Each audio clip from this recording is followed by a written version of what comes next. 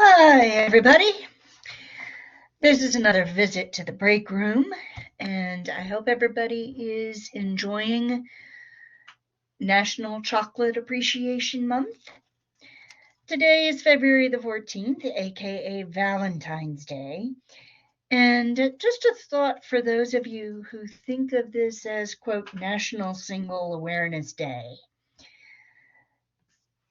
I was single for a very long time, so I know how you feel. I know how everybody feels about Valentine's Day when they're not paired up. But shoot, I just ate lunch.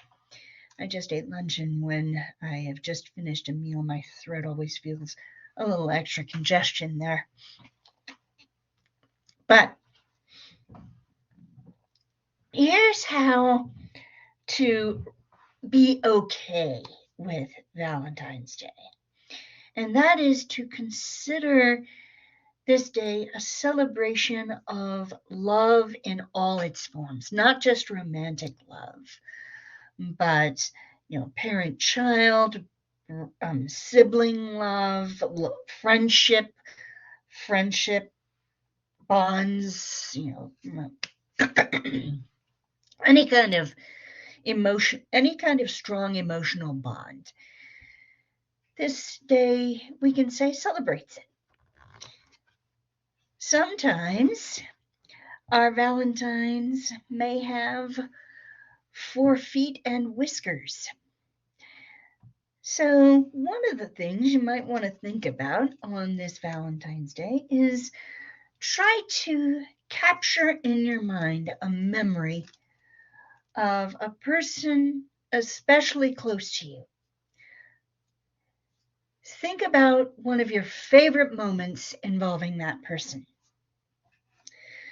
One of my favorite moments involving my husband was the day when he and I went to the animal shelter back in 2018 to adopt a pair of kittens. And while I was looking around, I had a very definite idea in mind about what kind of kitten I wanted. I wanted a calico. I wanted a calico so badly. And I found this little calico puffball and said, okay, no need to look any further. You're it. And then a young girl came up to my elbow and just gave me a gentle touch, calling my attention to her and said, we just adopted her. So, sorry, that sweet puffball was off the table. But I went around sniffing on, I was at the end looking at the cages that were closer to the front entrance. Meanwhile, Matt, my husband, had moved toward the back and was looking at the cages closest to the far wall. And he was the one who spotted them first. This pair of tiny tuxedo kittens. These kittens, it turns out, were brother and sister litter mates. And we took them back into the playroom where he and I could sit and put the little kittens on the floor and watch them play, watch how they interact with one another, get a good feeling for how well they would fit into our household. And as we were watching them, I think we both fell wholeheartedly in love at the same time, watching these two scramble around the floor, race through tunnels, um, leap and nip and play with one another.